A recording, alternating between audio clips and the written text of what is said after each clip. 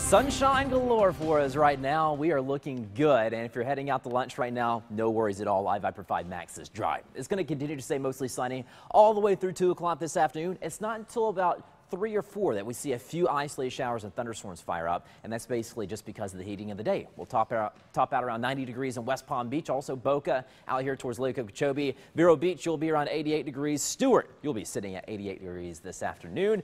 The humidity is still high, so that's going to make it feel like it's in the mid, maybe even upper 90s in some spots. Here's Vipercast, timing out that rainfall for you. Notice that it actually stays pretty dry all the way through 6 o'clock. Just 1 or 2 specks of green on the map. That's it. So it looks pretty good for your commute home today and this evening. If you want to go outside for an outdoor dinner, looks amazing. The overnight hours look good too. So really not a lot going on for us in terms of rainfall today. We are looking at the seas beginning to pick up though. The seas are right around 3 to 6 feet right now, and that's what we expect later on this afternoon too. Small craft caution in effect for the Treasure Coast. High tide will occur at 10:41 tonight, low tide at 4:32 this afternoon, and we're still dealing with some extra high and extra low tides. My buddy Emerson Latzia sent me this picture. Actually, he sent me this video. This is a still shot of it.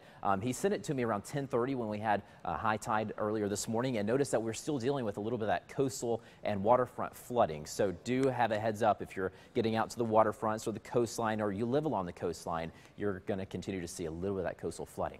Beachgoers, dangerous rip currents today. The rip current threat is really, really high. Surf chest to shoulder high. Lightning threat is pretty low because we're just not going to see a lot of thunderstorms today. So in summary, highs getting up to 90 degrees today. Hot, humid, a little breezy, and just a few thunderstorms. A few isolated thunderstorms will linger through the evening hours, but nothing too crazy at all. Partly cloudy skies, a warm, humid air mass left in place. Temperatures by tomorrow morning will be around 77 degrees. From there, we heat back up to 90 degrees. We'll see a mixture of sun and clouds and some isolated thunderstorms yet again. All of this is coming in advance of our next cold front, actually the first cold front of the season. But the first cold front of the season is not significant at all. All this is going to do is lower the humidity, drop the temperatures down to the 60s during the morning hours on the Treasure Coast and inland, and down here across the Palm Beaches, we will see the low 70s.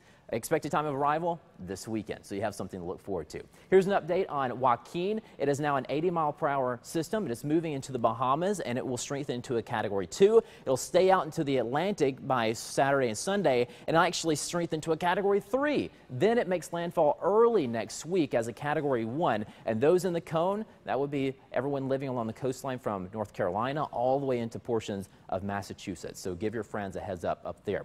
Watches and warnings, we have a hurricane warning in effect for the southern Bahamas, a hurricane watch in effect for the central to northern portions of the Bahamas. So give your friends and family out there a heads up as well. Here's the 7-day forecast in summary. We're going to see some isolated showers and thunderstorms, and it will be warm and humid all the way through Friday. Then this weekend, that front comes in, brings us that really nice air mass, and that air mass will linger on into the beginning of next week as well.